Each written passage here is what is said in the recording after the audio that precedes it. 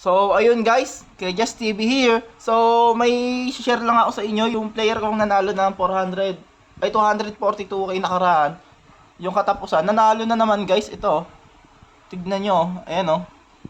1k ang bet niya, sabay binigyan siya ng magkano ang panalo niya? Ito. 70k. So, ang balance niya is 257k. Ayan. Tapos naging 372. Ay, 327. Grabe yung panalo. Check nga natin kung ano yung nakuha niya, guys.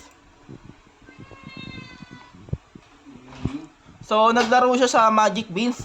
Under, ano ba na under to? Pachay, under ng Pachay. Ito. Grabe, 1k bet. Wow, single game. Nag 60k dito.